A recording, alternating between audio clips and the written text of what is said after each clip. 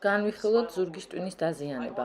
ღეროვან უჯრედებს უამრავი რამის გაკეთება შეუძლიათ, მაგრამ მე ავირჩიე პრობლემები, სადაც მედიცინა უძლურია. მაგალითად, გულის ინფარქტის დროს ბევრის გაკეთება არ შეგიძლია. დიაბეტის შემთხვევაში მთელი ცხოვრება ინსულინზე ხარ დამოკიდებული. ჭრილობის შეხორცებისთვის ექიმი გაგზავნეს სახშირად აისვენო. მეტი არჩევანი არა გაქვს უკეთესი შედეგისთვის და ამიტომ გაჩვენებთ ასეთ შემთხვევებს, რომ ნახოთ ღეროვანი უჯრედების შესაძლებლობები. მედიცინაში ზურგის ტვინის დაზიანებისთვის ბევრს ვერაფერს მიაღწევ. ჩვენ ახლა ვაკეთებთ კვლევას ზურგის ტვინთან დაკავშირებით ესპანეთში. ვისაც იქ აქვს ხერხემლის დაზიანება, ისინი მიდიან ზურგის ტვინის ცენტრში ტოლიდოში, არა სამკურნალოდ, არამედ პრობლემასთან გამკლავების სასწავლებლად. ამ კვლევაში ნაჩვენებია ზურგის ტვინში ელექტრონული იმპულსების გავლის სიჩქარე ზურგის ტვინის კომპრესიის შემდეგ.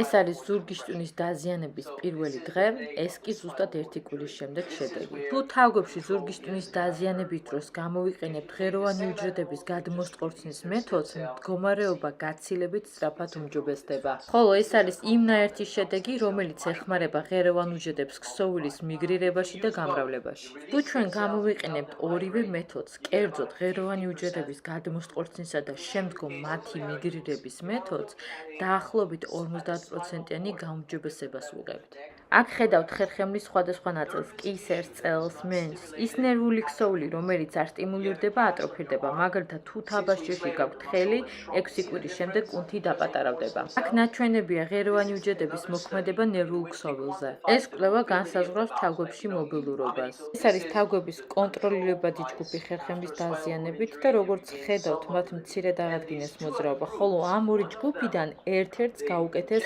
ნაერთის ინექცია, რომელიც ღეროვან უჯრედებს სისხლში გადმოსყორცნის, ხოლო მეორე ჯგუფს ხერხემაში ინექციით გადაუნერგეს ღეროვანი უჯრედები.